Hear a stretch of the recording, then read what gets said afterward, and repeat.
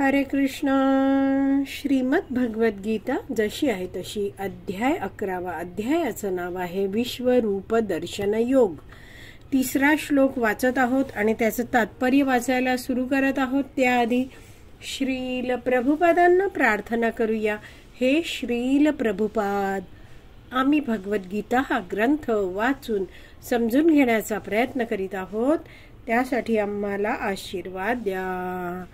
धन्यवाद प्रभुपाद. तर श्रील प्रभुपाद तात्पर्यात सांगता आहेत, भगवान श्रीकृष्णांनी म्हटले आहे की ते आपल्या विभूतींद्वारे या भौतिक जगतात प्रविष्ट झाल्याने भौतिक जग निर्मित आणि कार्यरत झाले आहे. तर भगवंतांची उपस्थिती या भौतिक जगतात सर्वत्र आहे. तर भगवंत कशा रीतीने या अख्ख्या भौतिक जगतात प्रविष्ट झाले आहेत? विभूतींद्वारे.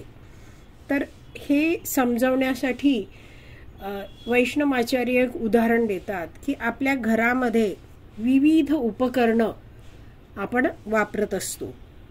पंखा, ट्यूबलाईट, मिक्सर, फ्रीज, ही सगळी उपकरणं कार्य करतात का? कारण त्यामध्ये विद्युत प्रवाह वाहत असतो.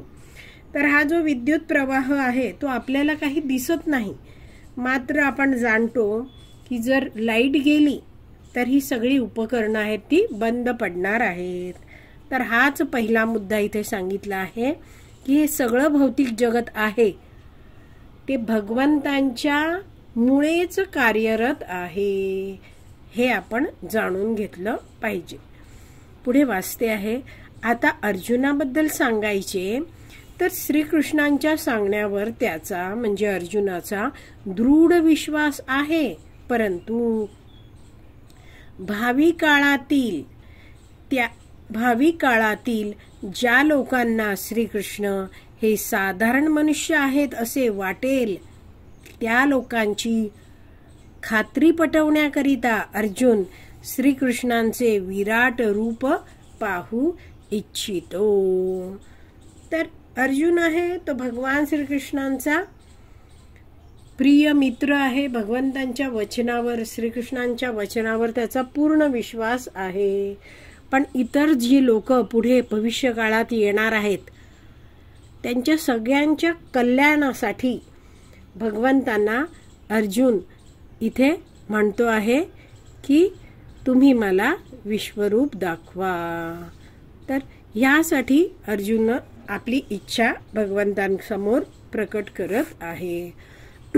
पुढे वाचते आहे, हे विराट रूप पाहून तो जाणू इच्छितो की भौतिक सृष्टीपासून श्रीकृष्ण जरी अलिप्त असले तरी या सृष्टीमध्ये ते कसे कार्य करीत आहेत. तर भगवान श्रीकृष्ण आहेत ते स्वतः तर दिव्य आहेत, सच्चित आनंदमय आहेत आणि ही भौतिक सृष्टी तर भौतिक आहे. तर भगवान श्रीकृष्ण कशा प्रकारे या भौतिक सृष्टीत कार्य करत अलिप्त असतात हे जाणण्याची अर्जुनाला इच्छा आहे. पुढे वाचते आहे, या श्लोकामध्ये अर्जुनाने श्रीकृष्णांना पुरुषोत्तम म्हणून संबोधणे ही महत्त्वपूर्ण आहे. श्रीकृष्ण हे पुरुषोत्तम भगवान असल्यामुळे ते अर्जुनाच्या अंतर्यामी उपस्थित आहेत. यास्तव म्हणून ते अर्जुनाची इच्छा जाणतात. तर भगवंतांना इथे काय म्हटलं आहे? पुरुषोत्तम. आपण बघितलं तर 3ऱ्या श्लोकाच्या या शेवटचा शब्द आहे पुरुषोत्तम. तर अर्जुन भगवंतांना इथे प्रार्थना करताना म्हणतो आहे की हे भगवंता, तुम्ही पुरुषोत्तम आहात, तुम्ही परम ईश्वर आहात. तर अर्जुनाला सगळं हे आध्यात्मिक ज्ञान भगवंतांमुळेच प्राप्त झालं आहे आणि तो जाणतो आहे की आपल्या सगळ्यांच्या हृदयामध्ये भगवंत परमात्मा रूपात स्थित आहेत आणि आपल्या सगळ्या इच्छा आपण समोरच्या समोर म्हणजे समोरच्या व्यक्तीसमोर मांडण्याआधीच भगवंत हृदयात उपस्थित आहेत. त्यामुळे भगवंत सर्व आपल्या इच्छा जाणतात. तर याविषयी 2 भक्तांनी आपलं मन प्रकट केलं आहे, ते मी तुम्हाला सांगते. तर एका मंदिरात राहणारे एक भक्त होते. तर ते म्हणाले की एक दिवशी मी असा विचार करत होतो की मला हा स्मार्टफोन घ्यायला हवा. माझ्याकडे अगदी छोटा साधासा फोन आहे, पण स्मार्टफोन जर मला मिळाला, कुणी दिला, तर मी खूप सारी कार्य ही करू शकेन. मंदिराची पण मला कार्य करायला मदत होईल. असं एक खूप वर्षापूर्वीची गोष्ट आहे. आणि अशी इच्छा या भक्ताने मनातल्या मनात केली. आणि त्याच कॉंग्रिगेशनमधलं म्हणजे त्याच मंदिरातले एक गृहस्थ भक्त आहेत, ते काही काळाने त्याच्याजवळ आले आणि त्याला म्हटले की हा घे तुला मोबाईल. आणि त्या भक्ताला जसा हवा होता तसा मोबाईल त्या भक्ताला मिळाला. तेव्हा तो भक्त मग आपल्या भक्त मित्रांना म्हटला की भगवंतांना सगळं माहिती असतं आपल्या हृदयातलं. हे आपण वैदिक शास्त्रात वाचतो, पण हा अनुभव मला आत्ताच आला. आणखीन एक भक्त आहेत, ते सांगत होते, ते मंदिरात ब्रह्मचारी म्हणून कार्य करतात. तर ते म्हणाले की मी राधा गोपीनाथ मंदिरामध्ये आपली सेवा केली सकाळची आणि मग जप करत बसलो. वेळ कधीची होती, भागवतम झालं होतं, प्रसाद वगैरे झाला होता, साधारण 10 वाजले होते आणि माझा उरलेला जप मी भगवंतांच्या समोर बसून करत होतो.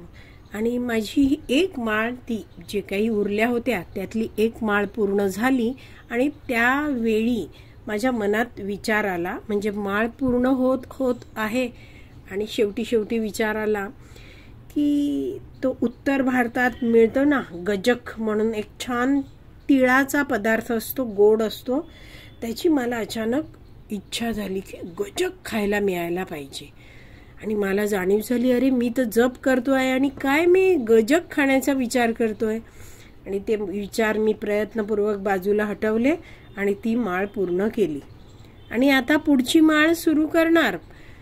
तेवढ्यात माझ्या खांद्यावर असे एकाने थोपटलं. मी वळून बघितलं तर एक भक्त, जो गृहस्थ भक्त आहे, तो माझ्याकडे आला, माझ्याजवळ बसला आणि मला म्हटला, प्रभूजी, आम्ही कुटुंबीय सगळे कालच वृंदावनला जाऊन म्हणजे वृंदावनहून परत आलो आणि सर्व या ब्रह्मचारी भक्तांसाठी आम्ही मिठाई आणली आहे. आणि 1-1 किलोचे असे 10 बॉक्सेस त्यांनी बांधलेले होते असे एकत्र. ते माझ्याजवळ ठेवले आणि म्हटले, तुम्ही हे ब्रह्मचारी आश्रमात द्या, ह्याच्यात गजक नावाची मिठाई आहे. आणि ते त्यांनी हाताने नमन केलं आणि म्हटले, चला हरे कृष्णा. आणि ते गृहस्थ निघून गेले. तेव्हा हे ब्रह्मचारी भक्त सगळ्या मित्रांना आपल्या सांगत होते की मला माझी इतकी लाज वाटली की मी जप करत होतो भगवंतांसमोर आणि मी इच्छा काय केली की ही गजक मिठाई खायची आहे. आणि भगवंतांनी ती इच्छा माझी क्षणभरात पूर्ण केली. अगदी माझ्यासमोर 10 किलो मिठाईचे बॉक्सेस आता होते. मग मी विचार केला की मी आत्ता काही वेळापूर्वी गजक न खाता, म्हणजे गजक खाण्याची इच्छा न करता जर भगवान श्रीकृष्णांच्या प्राप्तीची इच्छा केली असती तर. अशा रीतीने ह्या काही प्रसंगातनं आपण जाणू शकतो की भगवंत आहेत, ते आपल्या हृदयात आहेत आणि ते आपले प्रत्येक कृती, आपले प्रत्येक विचार सगळं बघत आहेत. तर अशा महान भक्तांनी या 2 महान भक्तांनी आपल्याला या गोष्टी सांगितल्यात आणि त्यामुळे आपल्याला जाणीव होते की हे वैदिक शास्त्रात सांगितलेलं आहे ते अगदी सत्य आहे. तर असे भगवंत आहेत, ते आपल्या सगळ्यांच्या हृदयात आहेत, अर्जुनाच्याही हृदयात आहेत. आणि अर्जुनाच्या इच्छा काय आहेत ते भगवंत जाणतात. पुढे वाचते आहे, भगवंत म्हणजे भगवान श्रीकृष्ण जाणू शकतात की अर्जुनाला माझे विश्वरूप पाहण्याची विशेष इच्छा नाही, कारण तो मला कृष्ण रूपामध्ये पाहण्यातच पूर्णपणे समाधानी आहे. परंतु इतरांचा विश्वास पटविण्याकरिता अर्जुन आपले विश्वरूप पाहू इच्छितो हेही भगवंत जाणू शकत होते.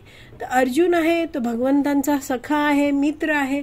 भगवंतांशी प्रेमाचं आदान प्रदान करून तो पूर्ण समाधानी आहे. विश्वरूप पाहायची इच्छा काही त्याला स्वतःला नाहीये, स्वतःचा विश्वास पटवून घेण्यासाठी नाहीये, तर इतरांच्या साठी तो हे विश्वरूप पाहू इच्छितो आहे. अर्जुनाला स्वतःची खात्री पटवण्याकरिता श्रीकृष्णांचे विश्वरूप पाहण्याची वैयक्तिक स्वतःची अशी इच्छा नव्हती. श्रीकृष्ण हे सुद्धा जाणतात की एक आदर्श स्थापित करण्यासाठी अर्जुन विश्वरूप पाहू इच्छितो. कारण भावी काळात म्हणजे भविष्य काळात स्वतःला भगवंतांचा अवतार म्हणून प्रस्तुत करणारे अनेक भोंदू लोक निर्माण होतील. तर आपण जेव्हा बघतो अनेक लोक मी भगवान आहे असा दावा करणारे असतात. आणि म्हणून इथे श्रील प्रभुपाद म्हणतात की भविष्य काळात स्वतःला भगवंतांचा अवतार म्हणून प्रस्तुत करणारे अनेक भोंदू निर्माण होणार आहेत. म्हणून लोकांनी अतिशय दक्ष राहिलं पाहिजे, काळजीपूर्वक राहिलं पाहिजे. जो मनुष्य स्वतः श्रीकृष्ण असल्याचा दावा करतो त्याने आपला दावा सिद्ध करण्यासाठी विश्वरूप दाखविण्याची तयारी ठेवली पाहिजे. तर आपल्या समोर असा एखादा व्यक्ती आला की मी भगवान आहे, तर आपण त्याला म्हणू शकतो, बरं तुम्ही भगवान आहात, दाखवा तुमचं विश्वरूप. तर अशा प्रकारे विश्वरूप म्हणजे काय, कसं आहे ते सगळं या 11व्या अध्यायात आपण जाणून घेणार आहोत. आणि एखादा भोंदू माणूस आहे तर तो काही विश्वरूप दाखवू शकणार नाही आणि अशा प्रकारे तो सगळ्यांना फसवतोय हे सुद्धा सिद्ध होईल. त्यामुळे कुणावर विश्वास ठेवताना आपण सतर्क राहायला पाहिजे, हे श्रील प्रभुपाद आपल्याला या तात्पर्यातनं शिकवत आहेत. तर आपला हा जो 3रा श्लोक आहे त्याचं तात्पर्य वाचून पूर्ण झालं आहे. तर आज आपण इथेच विराम देऊया. श्रीमद भगवत गीता की जय. श्रील प्रभुपाद की जय. हरी बोल.